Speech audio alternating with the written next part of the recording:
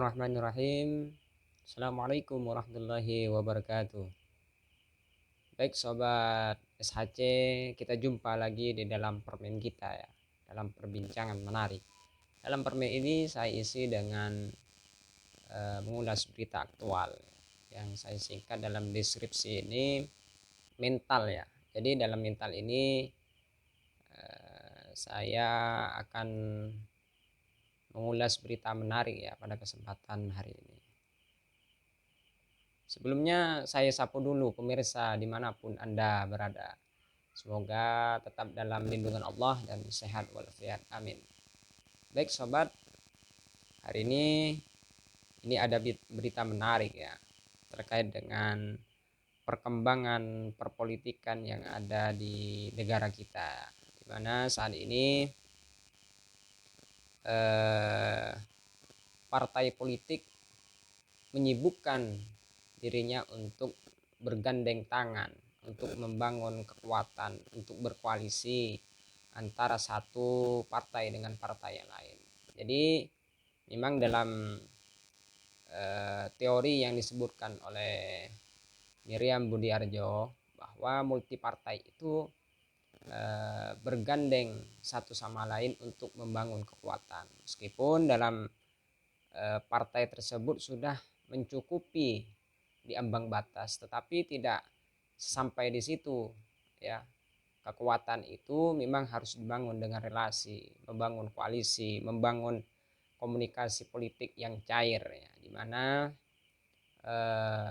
stabilitas politik itu memang harus dikawal dan harus dibangun dengan komunikasi yang erat ya. Baik pemirsa dimanapun Anda berada, kita mulai ya untuk mengulas berita. Jadi sebelumnya saya membacakan berita ini mungkin tidak begitu panjang ya. Setelah itu saya memberikan perbandingan dan memberikan analisa saya ya. Baik sobat, ini dilansir CNN Indonesia. PKS mengaku ta'aruf dengan Nasdem, Demokrat hingga KIB pada 18 Juli ya. Jakarta, CNN Indonesia. Juru bicara DPP Partai Keadilan Sejahtera PKS Muhammad Khalid mengungkapkan PKS sedang dalam proses ta'aruf ya, atau perkenalan dengan Partai Demokrat dan Partai Nasdem. Di lain sisi, PKS juga membangun komunikasi dengan Koalisi Indonesia Bersatu KIB yang terdiri dari Partai Golkar, Partai Amanat Nasional, PAN, Partai Persatuan Pembangunan, Partai P3. DPP ini sekarang dalam proses satu melaporkan komunikasi secara sebelum lamaran, sebelum khitbah.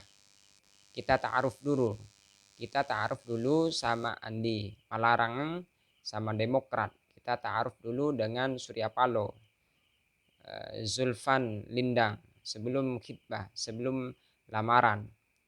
Itu kan cari jodoh, kata Khalid saat menjadi pembicara dalam diskusi yang digelar Total Politik di Jakarta Minggu 17 bulan 7 tahun 2022. Khalid berkata, proses penjajakan koalisi di Demokrat dan Nasdem ini dilakukan untuk menyamakan frekuensi dan platform sebelum membangun koalisi secara resmi untuk Pilpres 2024. Ia mengatakan PKS tidak ingin hanya ada dua poros koalisi di Pilpres mendatang. Menurut Khalid, keinginan itu lahir untuk menghindari polarisasi di tengah masyarakat. Di Rapimnas kemarin, di resonansi, seluruh perwakilan PKS di seluruh Indonesia semangat untuk 3 poros. Minimal 3 poros, kita ingin polarisasi itu tidak terjadi atau paling tidak termitigasi ucapnya. Karena itu PKS membangun komunikasi dengan sejumlah parpol. Namun menurutnya komunikasi PKS dengan KIB tidak seintens komunikasi PKS ke Demokrat dan Nasdem. Jadi memang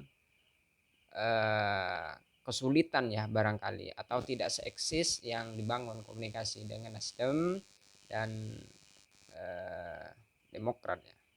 Ya baik sobat ya, kita tahu bahwa tiga kekuatan partai ini memang sudah booming di beberapa media, di media sosial untuk membangun kekuatan. Tetapi saat ini memang dalam wacana berita ini ta'aruf, perkenalan ya, baik itu mungkin dari segi program, mungkin mendekatkan diri hati ke hati ya.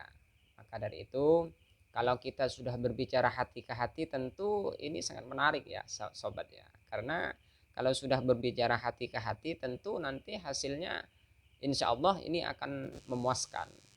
Jadi tidak sia-sia melakukan komunikasi politik dengan secara kental, matang, dan akurat, sehingga di dalam melakukan koalisi, melakukan komunikasi ini nantinya mendapatkan hasil apa yang diharapkan oleh tiga koalisi tersebut. Tetapi di dalam ucapan Khalid tersebut memang diinginkan adanya tiga poros ya. Kalau kita berbicara KIB, kenapa partai melirik KIB? KIB ini Koalisi Indonesia Bersatu. KIB ini memang partai yang saat ini mendukung penuh atas program presiden ya, sampai tuntas pada tahun 2024 ya. Kita tahu bahwa KIB ini memang baru muncul kira-kira itu di bulan Mei tanggal 12-an itu, dimana munculnya KIB ini niat dan tujuan untuk mengawal program-program saat ini untuk mensukseskan sampai 2024 ya. Tetapi banyak pengamat politik mengatakan bahwa terbentuknya KIB ini bukan untuk kepentingan umum, tetapi ini hanya untuk kepentingan pribadi. Ada juga yang mengatakan, pengamat politik ya dari Universitas Paramadina, Henry Satrio, mengatakan bahwa terbentuknya KIB ini dari tiga partai PAN, P3, terus Golkar, ini belum tepat sasaran, belum nampak manfaat dan tujuannya, belum nampak apakah adanya KIB tersebut untuk kepentingan masyarakat ataukah kepentingan kelompok di dalam menuju Pilpres tahun 2024. Karena ada yang mengulas bahwa terbentuknya KIB ini untuk mengawal program-program pemerintah saat ini. Memang pro dan kontra ini menarik ya dalam perpolitikan. Kalau tidak ada kontra, tentu pemerintah tidak ada yang kontrol ya. Tentunya seperti itu ya sobat ya. Ada juga dalam detiknews.com yang dikatakan oleh Arya Fernandes, di mana Arya ini sebagai ketua CSIS, Pusat Studi Strategis dan Internasional, mengatakan bahwa tatkala tiga partai ini digandeng oleh partai lain, tentu ini menurunkan integritas di partai itu sendiri dan tidak mempunyai komitmen terhadap keputusan-keputusan yang diambil dalam rapat pembentukan KIB. Sehingga Arya Fernandes ini mengatakan bahwa tatkala tiga partai dari KIB tersebut keluar, tentu ini akan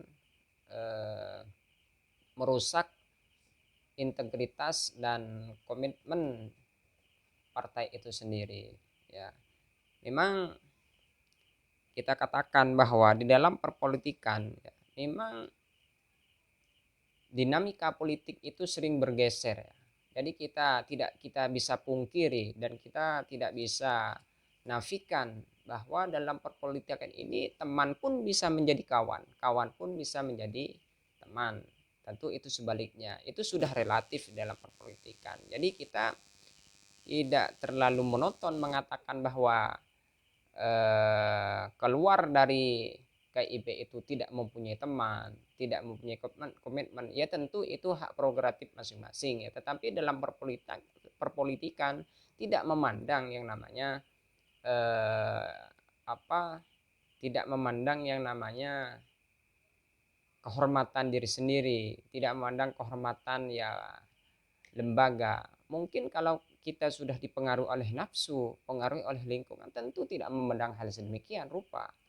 Ya, kalau kita berbicara terkait dengan kepentingan-kepentingan, di mana kepentingan tersebut dipengaruhi oleh nafsu belaka. Ya. Tapi kalau kita berbicara terkait moralitas, terkait dengan harga diri, tentu ini memang menjadikan sebuah celah di dalam berkomunikasi, bersilaturahmi, berkomitmen ataupun membangun sebuah satu kesatuan dan membangun sebuah kekuatan. Tentu ini memang memberikan citra buruk ya terhadap partai yang keluar dari KIP. Ya, kita kembali lagi membicarakan terkait dengan berita yang tadi ya. Berita tersebut memang diadakan sebagai ta'aruf, di mana ta'aruf ini mengenal satu sama lain, membangun kedekatan, sejauh mana keakraban yang dibangun untuk membangun koalisi nanti, sehingga saat ini partai satu dengan partai yang lain masih kategori cair untuk membangun koalisi, sehingga Partai Demokrat, Partai Nasdem, dan Partai PKS ini dikatakan sebagai ta'aruf itu belum menemukan titik temu yang positif, sehingga sekarang ini dirangkai dengan ta'aruf ya. Pada dasarnya dalam perpolitikan itu kita memang harus mengenal lebih jauh ya, mengenal seberapa besar keinginan kita itu bisa dapat diaplikasikan di dunia nyata, sehingga di dalam isu-isu hari ini memang masih ngambang terkait dengan koalisi. Bisa saja Demokrat dengan Nasdem nantinya ini bisa berpisah, bisa saja ya, itu sangat relatif karena dalam perpolitikan dinamika politik kita ini sangat dinamis terkait dengan ombang-ambing, terkait dengan gelombang yang kita hadapi. Kalaupun kita tidak membangun komunikasi yang secara erat, komunikasi secara kental, komunikasi secara kuat, tentu kita akan memperoleh apa yang kita harapkan. Maka dari itu komunikasi politik ini memang harus dibangun secara jeli, secara teliti, secara kuat, secara komitmen agar tetap membangun koalisi nantinya pada Pilpres 2024 ya. Baik sobat, mungkin sampai di sini permen kita ya, permen perbincangan menarik ya. Sobat SAC, dari saya pribadi mohon maaf yang sebesar-besarnya apabila ada kata ucapan yang tidak menyenangkan ataupun ulasan yang kurang memuaskan. Dari saya pribadi mohon maaf yang sebesar-besarnya. Wallahul muwaffiq ila aqwamit thoriq. Assalamualaikum warahmatullahi wabarakatuh. Jangan lupa subscribe, like, comment, and share.